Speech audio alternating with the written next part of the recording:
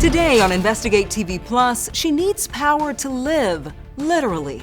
For all of us, a power outage during a storm is an inconvenience. Yeah. For you, it's life. It's life or death. But she has to fight to keep the lights on even during an emergency. I'm in the ambulance. Can you say that again? The sirens are on. The account has until 6 o'clock today to be paid, or it starts coming up on the cutoff list tomorrow. We investigate how your zip code could determine if you're protected from a shutoff when you have a life-sustaining medical device in your home. Then drivers claim they've been tricked into paying extra parking fees. $25 parking fee, $50 invoice fee. I'm not really sure what that is. We reveal how companies use parking garage cameras to track cars and sometimes send surprise bills to their owners. And using unimaginable pain for a greater purpose. I want to leave a legacy that they can be proud of and know that their dad cared about others. How one father's determination to honor the sons he lost is empowering expecting parents. In-depth stories that inform and inspire. You're watching Investigate TV Plus.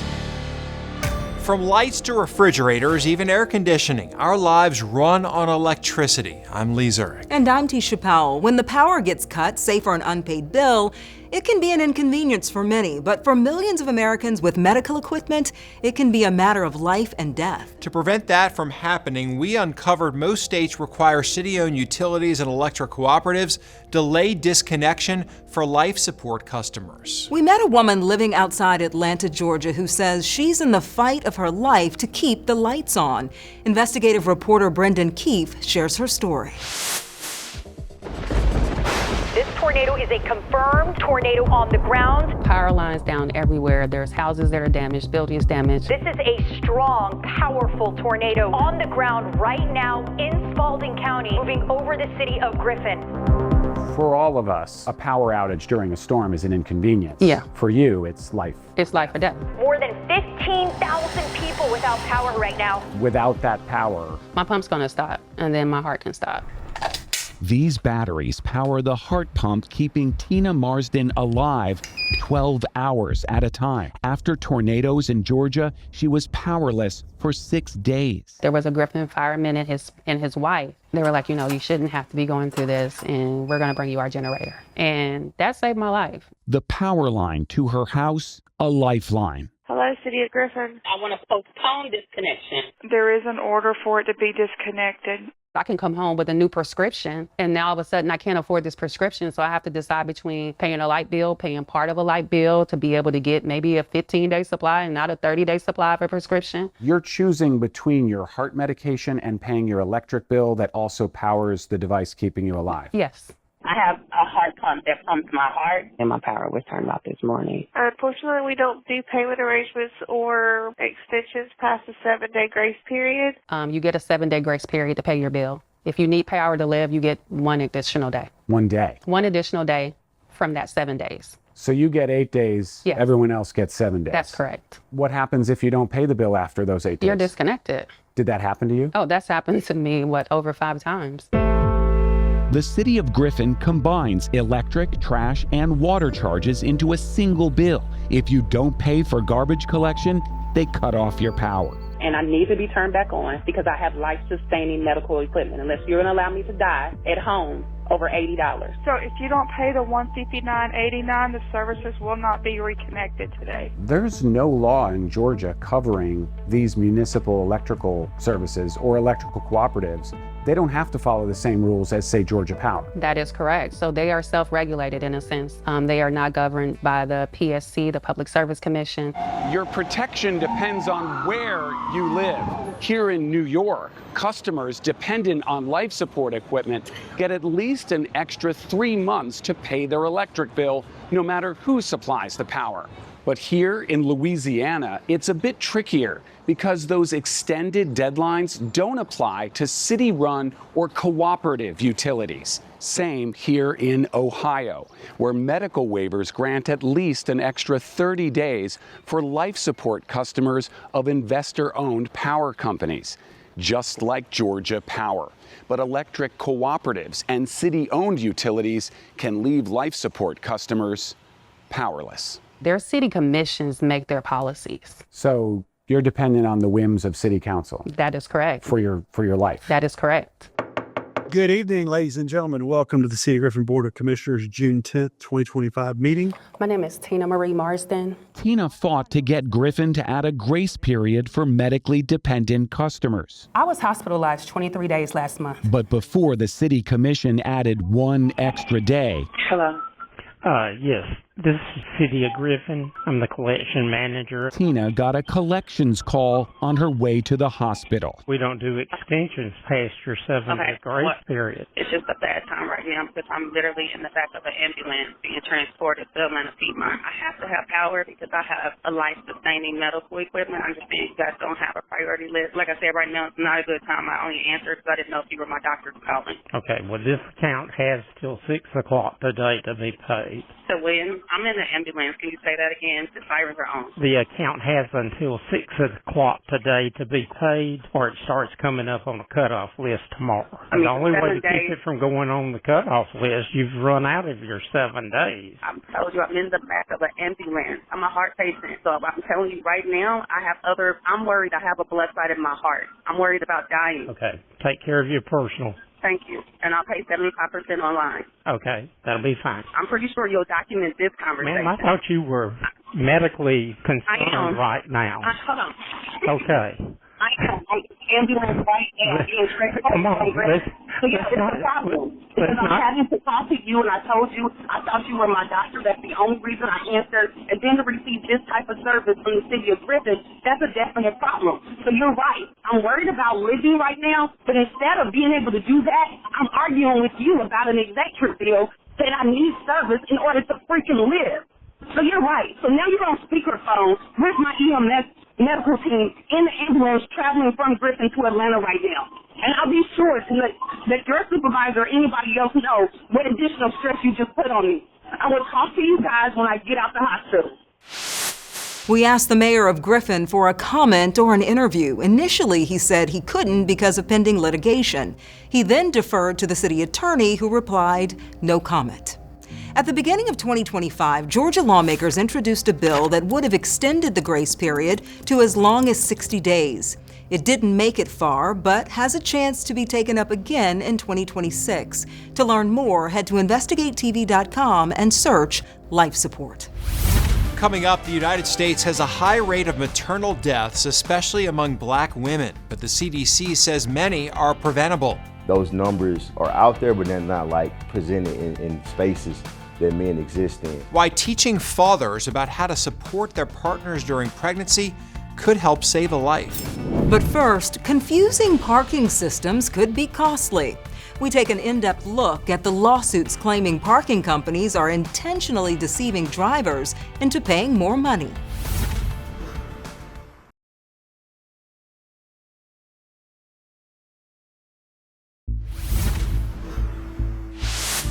Whether at a stoplight or in a school zone, it's become more common for cities to use cameras to issue citations and traffic tickets. The tactic has also been deployed in parking garages to collect unpaid fees. But lawsuits in several states claim drivers have received unexpected bills, often higher than advertised. Some people say they got charged even when they couldn't find a spot. Investigative reporter Jeremy Finley is in Nashville, Tennessee with an in-depth look at how the practice works. You don't have to listen closely to hear why. Finding parking in parts of Nashville is as easy as seeing the sun on a cloudy day. It's frustrating. I mean, you drive around a few times and there are cars all around you. Half the time there's no parking signs up everywhere. So imagine Jared Hill's frustration when he paid for 2 hours of parking at this premium garage, only to later get a bill in the mail reading he parked for 2 hours, 8 minutes, and 2 seconds. And for those 8 minutes and 2 seconds, he would be fined up to $100 if he didn't pay within days. I was shocked. $25 parking fee, $50 invoice fee. I'm not really sure what that is. And then the $25 late fee on top of that if you didn't pay it within a very short amount of time. Hill is among the throngs of people who park in garages and lots in Nashville that use cameras to track license plates.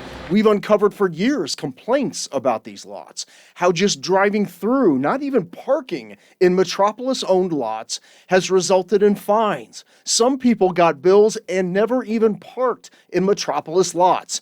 Now, there's 4 class action lawsuits from people in Texas, California, and Tennessee, all filed in 2024. The lawsuits against Metropolis mirror what we've reported. One lawsuit claiming Metropolis created systems that are designed to intentionally confuse, deceive, and charge unauthorized fines and fees to extract more revenue from consumers. One law firm suing explains the system this way on their website. It's actually designed to extort extra fees beyond your parking fee. One of our clients was charged 1,000% more than their additional parking fee. Metropolis denied our request for an interview, but sent a statement reading in part, the assertion in these lawsuits that we intentionally deceive customers is categorically false, and we have filed motions to dismiss these suits. The lawsuit against Premium claims the company is violating the Driver's Privacy Protection Act by using the cameras to find drivers' home addresses in order to send the fines. A spokesperson for Premium wrote in an email that our questions about drivers' privacy should go to Municipal Parking Services that handles their invoices, but that company didn't respond by our deadline. Premium Parking told us in Hill's case the process worked as it's designed to, that drivers are sent several texts about the duration left in their parking session and how to add time if they're not ready to return. Hill did appeal his fine and ultimately got it removed. Still ahead, a harpist changes the tune of a hospital waiting room and inspires unexpected comfort. Doesn't that kind of take your mind off of serious problems? But first, we will not solve the maternal mortality crisis without men. We just won't. We take an in-depth look at a program that's teaching Black fathers what some call life-saving knowledge. You can watch Investigate TV Plus anytime streaming online. Get the app for Roku, Amazon Fire TV, and Apple TV. It's free to download.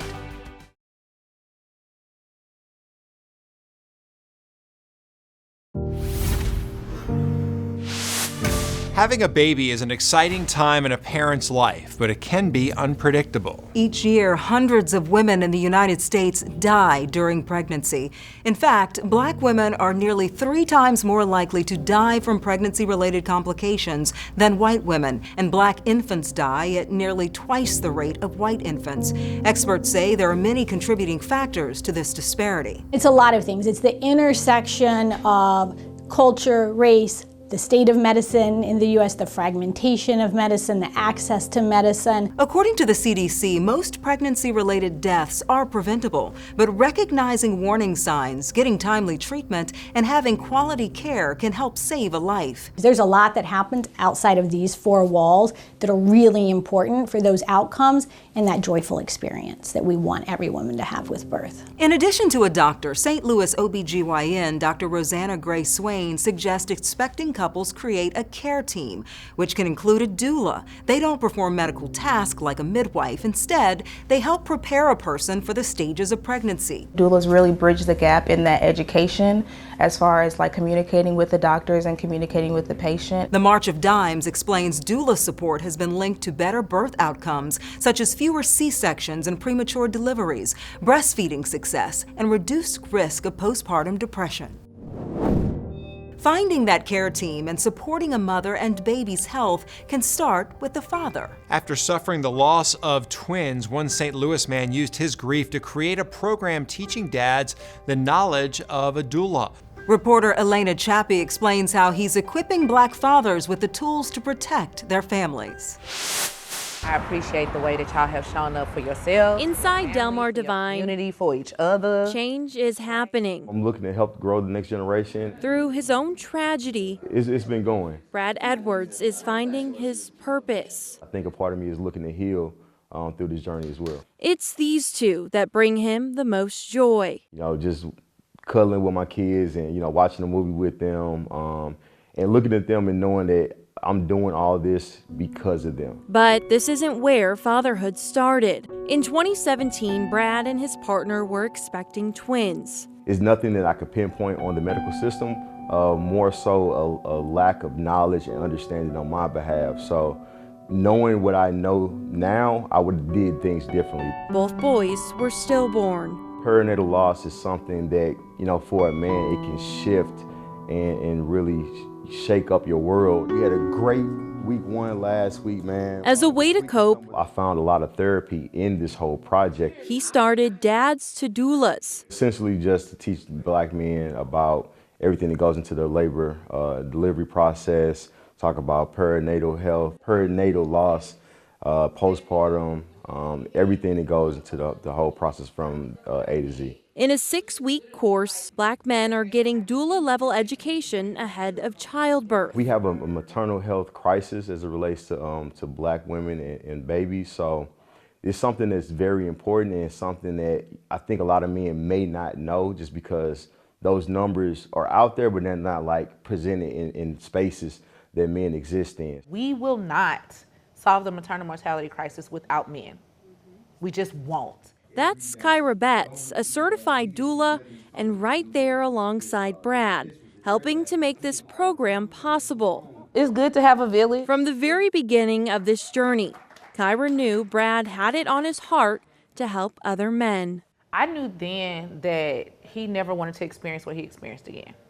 I knew for a fact that him and his partner, they never wanted to go through that again. Or discuss from the video. Kyra says with education and accountability, it's time for men to realize that they have a responsibility to community. Infant and maternal mortality can become a piece of history. I don't want it to continue to be an active problem forever because it should not be.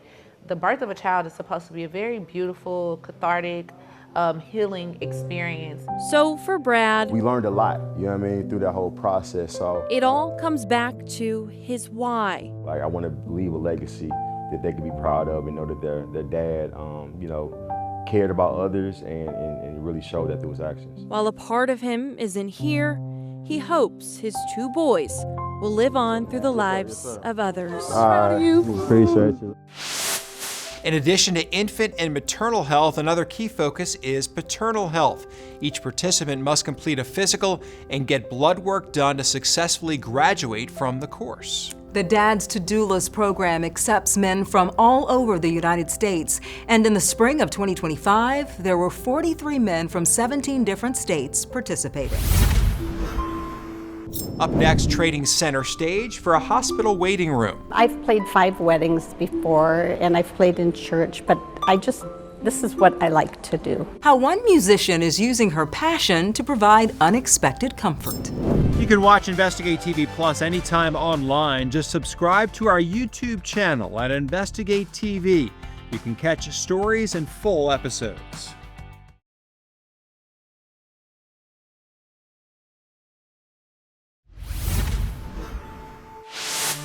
From the smell of antiseptic to the buzz of the fluorescent lights and the beeps of monitors, a hospital can be an intimidating place, whether you're the patient or there to support someone. There's often a feeling of urgency or uncertainty making seconds stretch like hours. But what if those anxious moments could be transformed by a simple melody? Once a week, inside a hospital near Myrtle Beach, South Carolina, you can hear a harp playing in the waiting room. Reporter Lauren Korn shows us how the music inspires a sense of peace.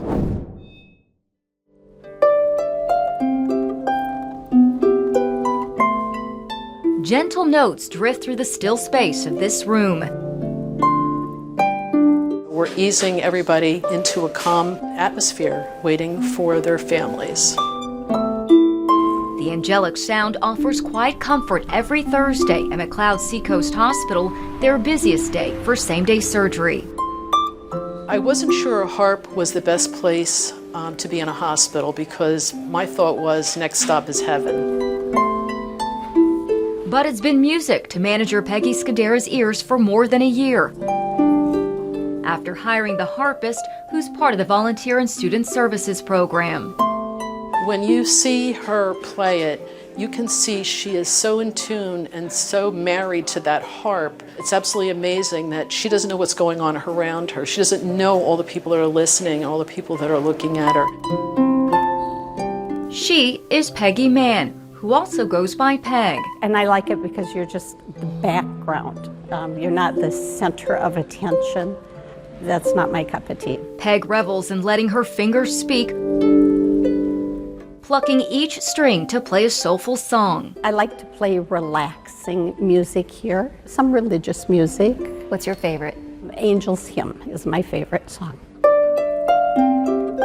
A rhythm that offers peace to those around her. It's just beautiful. Peg is musically talented. I played piano, I played organ. It's like a backwards piano. She added the harp to her repertoire in 2005 and continues harp lessons 3 times a month. I've played 5 weddings before and I've played in church, but this is what I like to do. Peg starts her shift at 5:30 in the morning, escorting patients where they need to go and pushing the comfort cart. See if people want anything to drink or eat. Before bringing her strings to life. Oh, sure. And taking breaks to chat with the families patiently waiting. Either they come up and visit or I take the time to go and visit with them too. I get lots of hugs and kisses. Your red chords are your C, your black chords are your F. Peg is an added bonus to the McLeod family. We could not be happier to have her here. And for Peg, she's just as happy, playing for those seeking solace and in return, gifted with something just as special. I feel like I have new friends every day when I go home. Sound of that harp is just so peaceful. The perfect music for a hospital waiting room. People might be a little stressed, and that's very soothing. Very soothing. Yes. Well, that's it for us on Investigate TV Plus. I'm Tisha Powell. And I'm Lee Zurich. Thanks for watching. On the next Investigate TV Plus, healthcare workers face life and death decisions every day, but one serious concern isn't part of the job description. When you all were going to school to get into healthcare, did anybody talk to you about violence in the workplace? No. No. Honestly, no. We investigate rising violence against nurses and the solutions proposed to stop it.